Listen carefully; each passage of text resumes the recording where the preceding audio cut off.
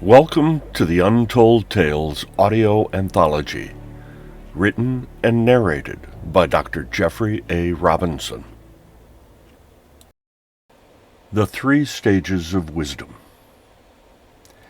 I taught graduate school for more than 30 years, and the following story is one that I often told my students on the last day of class. It's about knowledge, and I shared it with them to explain the nature of learning and why I found teaching so personally rewarding. The story goes like this. There are 3 stages of ignorance and 3 stages of wisdom. You see, in the beginning, when people are young, they don't know much, but they don't even know enough to realize how much they don't know, so they're content. This is where most children are. And this is the first stage of ignorance. Eventually, people discover that there are things they don't know about, and this makes them dissatisfied. And their curiosity often drives them to ask questions, and by doing so, they often learn.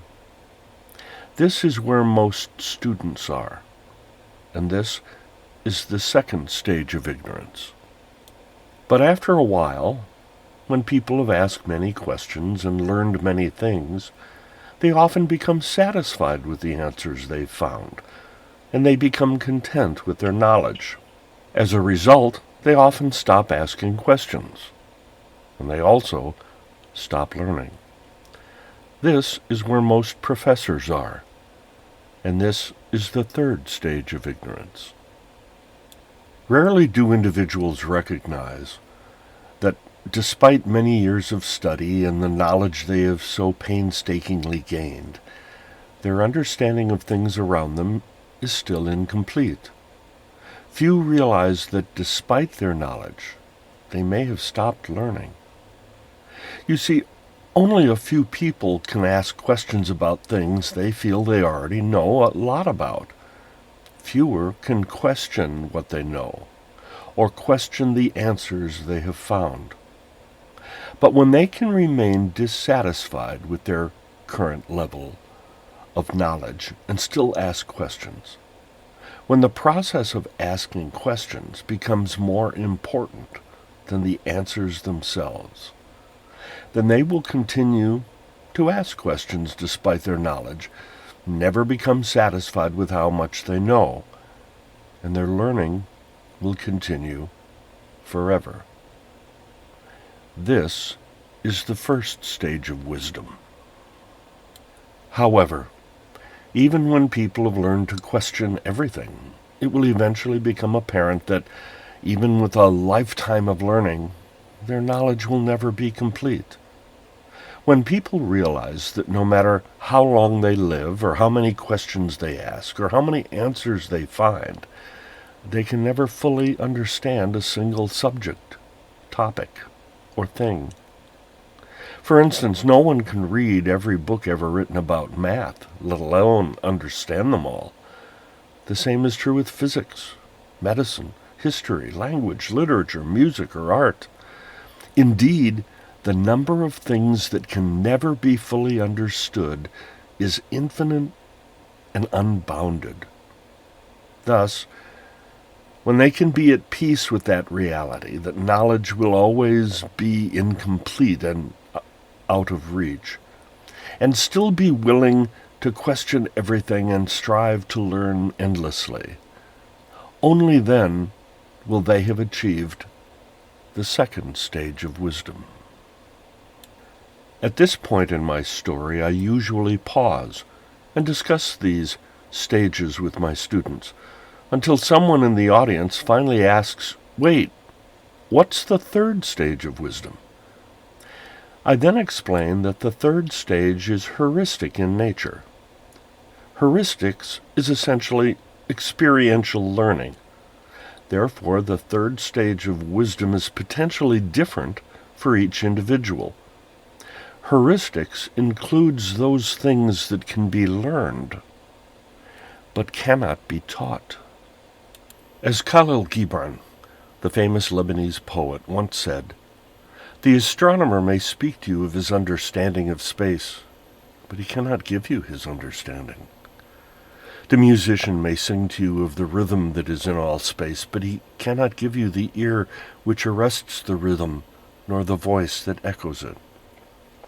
And he who is versed in the science of numbers can tell you of the regions of weight and measure, but he cannot conduct you thither. For the vision of one man lends not its wings to another. Thus, there are some things that you have to learn on your own. Others can try to help and encourage you, but only you can figure out the problem and eventually learn the solution. Consider things like learning to ride a bike, or playing the piano, or driving a stick-shift car, or juggling, or drawing, or writing. If you have difficulty mastering something like these things, experts simply say, you just need more practice. You see, the third stage of wisdom is like that. It can be learned, but it cannot always be taught. And even then, the things you learn, your skill and understanding, may not be transferable to anyone else. At that point in the story, I tell my listeners that I can share my answer with them. I can tell them what I think the third stage of wisdom is, but they may not understand it, they may not agree, and they may even be offended by my opinion. In any case, for me, the third stage of wisdom is this: the realization that all knowledge is an illusion and a fraud. What you think you understand, you probably don't. Moreover, the things you really do understand may not be conveyable to others. What is known is often forgotten, and you can't even remember what you've forgotten. No matter how hard you try, your knowledge will never be complete, and you cannot even grasp the magnitude of your own ignorance. What you know, what's important to you, may be meaningless to someone else. Siddhartha said that wisdom can be learned, but not expressed. That means that knowing is very different from wisdom, and that knowledge is finite and often bound in words. Finally, knowledge is both transient and fleeting. What is true today may not be so tomorrow. Knowledge fades over time. Common knowledge gets taken for granted and stops being taught. It thus becomes uncommon and often fades, and may eventually disappear over time. Truths become stories, stories become legend, legends become myth, and myths vanish and are lost as years pile upon years. Eventually, knowledge is irretrievably lost, buried with the forgotten generations of people who cherished those facts. Untold stories disappear. Entire languages pass away, and along with them, the cherished knowledge of entire civilizations. Nothing endures. All knowledge is ultimately as transient as a passing thought, and as insubstantial as a forgotten memory. Thus, knowledge is a dead end, but learning is a journey. The most important lesson here is the purpose of intelligence is not to acquire knowledge. No, the purpose of life is not to know. Rather, it is to learn. It is the asking of questions that leads to wonder, curiosity, and discovery.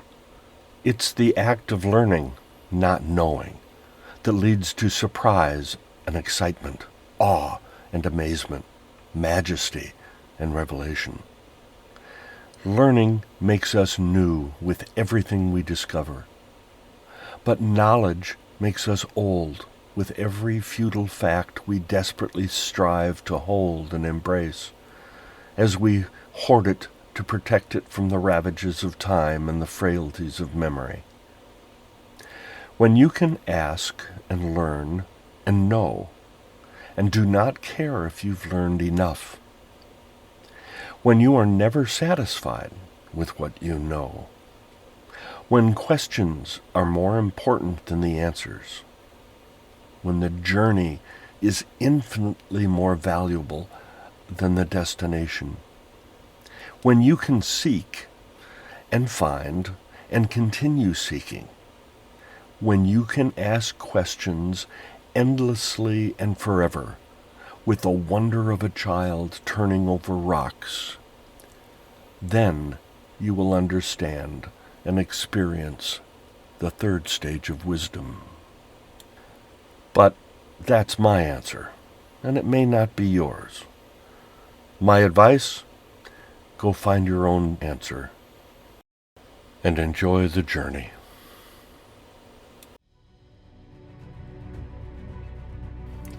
Thank you for listening. As you know by now, we love our listeners, fans, patrons, and supporters. Please let us know what you think of our podcast and our stories. The best way to do that is to subscribe to our podcast at untold-tales.com. By doing so, you'll be added to our mailing list so you can be notified of upcoming episodes, blogs, and other information. Thanks again for listening, and have a great day.